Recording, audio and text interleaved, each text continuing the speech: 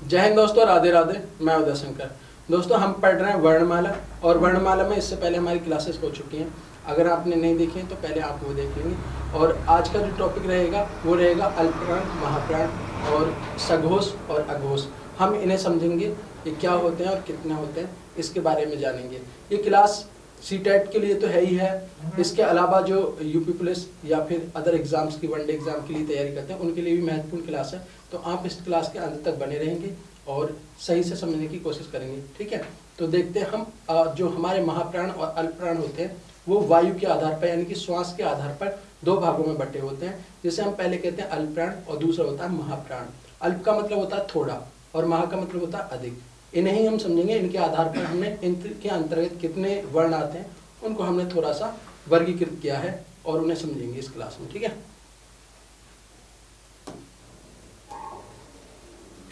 देखिए, पहला है अल्पप्राण और महाप्राण। जो पहला आपका टॉपिक, जब आप अल्पप्राण पढ़ेंगे, इसके लिए मैंने एक कोड लिखा हुआ है 135। 135 का मतलब क्या होता है? जो आपके 5 वर्ग होते हैं। कौन कौन से 5 वर्ग? कै और चै, टै और तै और 5वां होता है पै।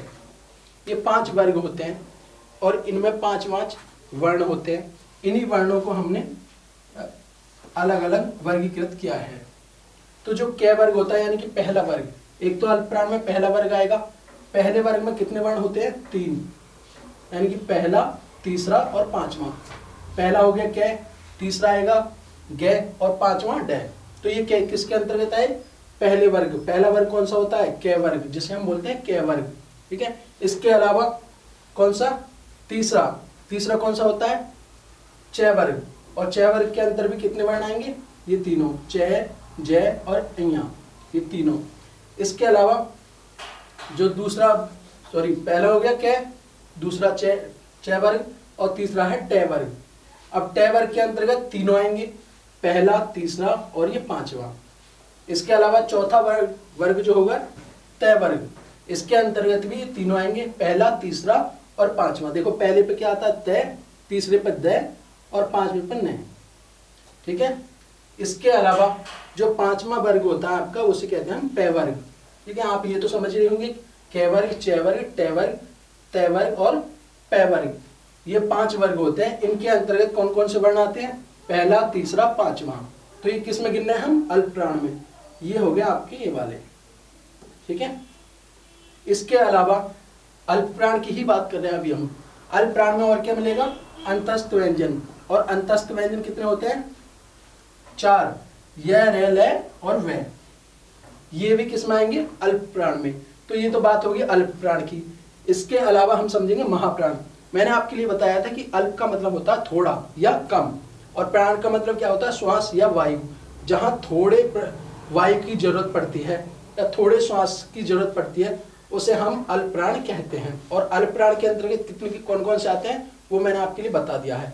इसका उल्टा अगर जब देखेंगे, महाप्राण, महा का मतलब क्या होता है? ज्यादा, और प्राण वायु। जब ज्यादा वायु या ज्यादा श्वास की आवश्यकता पड़ती है तो उसे हम महाप्राण कहते हैं। और महाप्राण के अंतर्गत कौन कौन से आएंगे? जैसे 5 वर्ग होते हैं, पहला, दूसरा, तीसरा, चौथा और 5वां।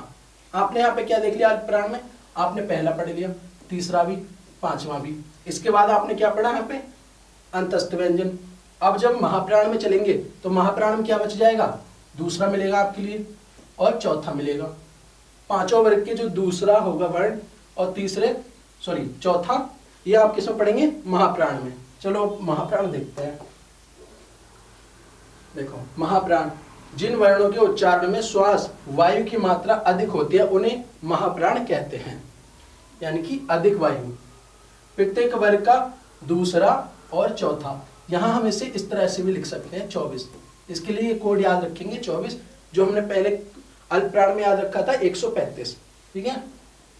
तो 24 का मतलब क्या हुआ? वही 5 वर्ग। कौन से होते हैं 5 वर्ग? ये कै, चै, टै, तै, पै।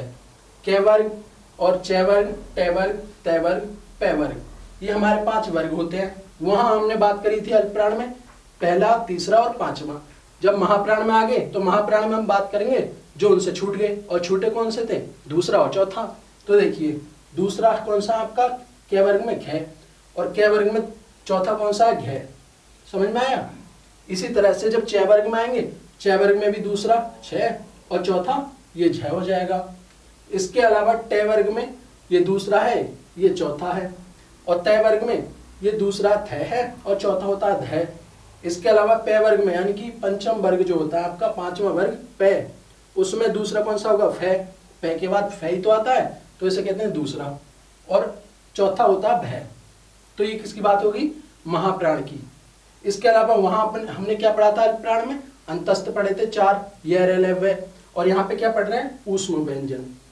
ऊष्म व्यंजन कितने होते हैं, ये भी 4 होते हैं, तीनों स और है।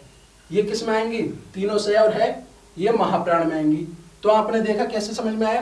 देखो जब हमने बात करी थी, दोबारा से देख लीजिए, आपके पास 5 वर्ग थे, 5 वर्ग आपने ये पहला, तीसरा और 5वां, ये किस में पढ़े थे आपने, किस में पढ़े थे, ये पढ़े थे आपने अल्पप्राण में। और जो बच गया अल्पप्राण में, जो बच गया आपका वो क्या हो गया, महाप्राण। ठीक है, हाँ, दूसरा और चौथा। चलिए अब बात करेंगे घोष और सघोष। जो घोष और सघोष होते हैं ये किसके आधार पर बटे होते हैं, कंपन के आधार पर। और अल्पप्राण और महाप्राण किसके आधार पर बटे थे, अल्पप्राण और महाप्राण बटे थे वायु के आधार पर, श्वास के आधार पर, है ना। प्राण का मतलब ही वायु होता है या श्वास होता है। और जब हम घोष और अघोष की बात करेंगे तो ये कंपन के आधार पर बढ़ते हैं। कंपन, जब हमारी जीभ किसी भी वर्ण का उच्चारित करते समय कंपन करती है तो उसे हम कंपन कहते हैं। और कंपन के आधार पर भी कितने प्रकार के होते हैं, 2 प्रकार के। पहला होता है घोष और दूसरा अघोष। घोष को ही हम सघोष कहते हैं। कहीं कहीं आपको सघोष भी देखने के लिए मिल सकता है, घोष और सघोष ये एक ही बात है। इसके अलावा अघोष जो होता है वो अलग होता है। ठीक है, जैसे एक बार पढ़ लेंगे, स्वर, संपूर्ण स्वर और व्यंजन वर्णों को स्वर तंत्रियों में कंपन के आधार पर 2 भागों में बांटा गया। कितने भागों में, 2 भागों में। एक होता है घोष जो मैंने आपके लिए बता दिया। इसके अलावा आगे बात करेंगे अघोष की। घोष जो होता है जिन वर्णों के उच्चारण में स्वर तंत्री, स्वर तंत्री कैसे कहते हैं, जैसे हमारा मुंह है, मुंह के गले में मतलब कि जीभ से उच्चारित कर रहे हैं, किस भाग से, मुख किस भाग से उच्चारित करते हैं, उन्हें कहते हैं स्वर तंत्रिका में कंपन होता है, उन्हें घोष या सघोष कहते हैं। समझ में आया। अब जो सभी स्वर आ जाएंगे, स्वर आपके कितने होते हैं, 11 स्वर, और जितने भी स्वर हैं वो किस में आएंगे, सघोष में यानी कि घोष में। इनमें कंफ्यूज नहीं होना, घोष या सघोष एक ही बात होती है। तो इसमें ये सारे स्वर आ जाएंगे यहां तक, ऐसे और तक 11 स्वर ये किस में आ जाएंगे, हैं, ये सघोष में आ जाएंगे।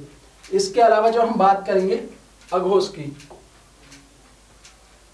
हाँ देखिए, हाँ एक मिनट, अभी प्रत्येक वर्ग का तीसरा, चतुर्थ और पंचम वर्ण ये भी आप सघोष में गिनेंगे, है ना।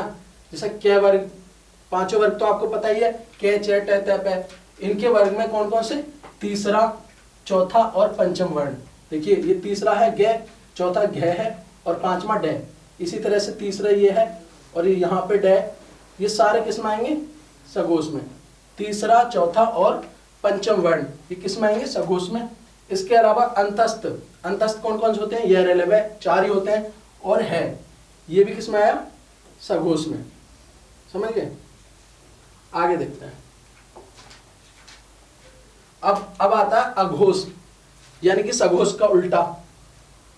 अघोष में क्या होता है, जिन वर्णों के उच्चारण में स्वर तंत्रियों में कंपन नहीं होता, वहां पे कंपन हो रहा था, यहां नहीं होगा। जब भी बात अघोष की करेंगे, ए का मतलब क्या होता है, जब किसी भी वर्ण के आगे ए उपसर्ग लग जाता है, ए लग जाता है, उसका मतलब होता है नहीं या ना होना।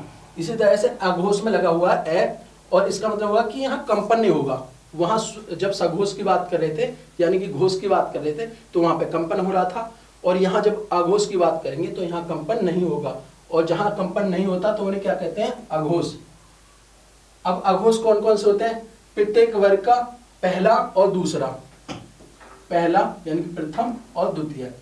अब वर्ग कौन सा, आपके पास 5 वर्ग होते हैं, क च ट त प, ये 5 वर्ग हो गए। इनमें कौन कौन सी बात कर रहे हैं, प्रथम और द्वितीय। अब देख लीजिए प्रथम द्वितीय में कौन कौन से आते हैं। देखिए जब क वर्ग में आए हम तो क वर्ग में प्रथम द्वितीय में कौन सा है, क ख। इसी तरह से च वर्ग में च और छ, और ट वर्ग में ट ठ, और त वर्ग में त। अब इसके बाद में अघोष आपने समझ लिया। अघोष के बाद में कुछ चीजें जो आपके लिए समझनी है, जैसे कि अनुतान। अनुतान समझेंगे हम। अनुतान क्या होता है? देखिए, अनुतान का मतलब होता है जब हम कोई भी शब्द कह रहे होते हैं या कोई वाक्य कह रहे होते हैं, थोड़ा सा उतार चढ़ाव आता है, और कहाँ पे हमें उतार चढ़ाव या ऊंच नीची ध्वनि को हमें गति रूप देना है, एक गति देनी है, तो उसे हम अनुतान कहते हैं। जैसे हम इस चीजों को थोड़ा सा समझेंगे। आरोह अवरोह अथवा ऊंची नीची स्वर ध्वनि यानी कि लहर को स्वर लहर या सुर का अनुतान कहते हैं। जैसे एक शब्द है अच्छा, जब हम अच्छा शब्द को कई रूप में बोलते हैं, जैसे किसी हैरानी की आश्चर्य की बात हो या कोई प्रश्नवाचक की बात हो, तो इसे हम अनुतान कहते हैं। जैसे सामान्य रूप में मैं कहूंगा अच्छा, किसी ने कोई बात कही तो मैं यही तो कहूंगा कि अच्छा। जब प्रश्न पूछना होगा अच्छा देर तक, या फिर कोई आश्चर्य की बात है, किसी ने कहा कि वो ऐसा हो गया वहां पे, या कोई दुख हुआ है, तो मैं कहूँ अच्छा, एकदम से आश्चर्यचकित हो जाएंगे। तो ये क्या है, हमारा अनुतान है। समझ में आया? देखिए आप यहाँ पे देख लेंगे सामान्य रूप में अच्छा, ये मैंने आपको बता ही दिया। इसके अलावा आगे आता है बालाघात या स्वराघात।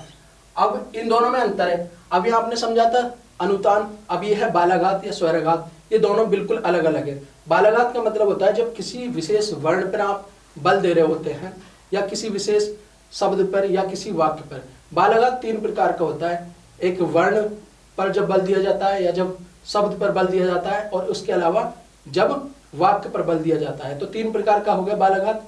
देखिए कैसे, जब वर्ण पर बल देते हैं, जैसे कि शब्द है चला, एक शब्द में, तो हम इसे जब वाक्य में यूज करेंगे कैसे बोलेंगे, वह स्कूल से चला।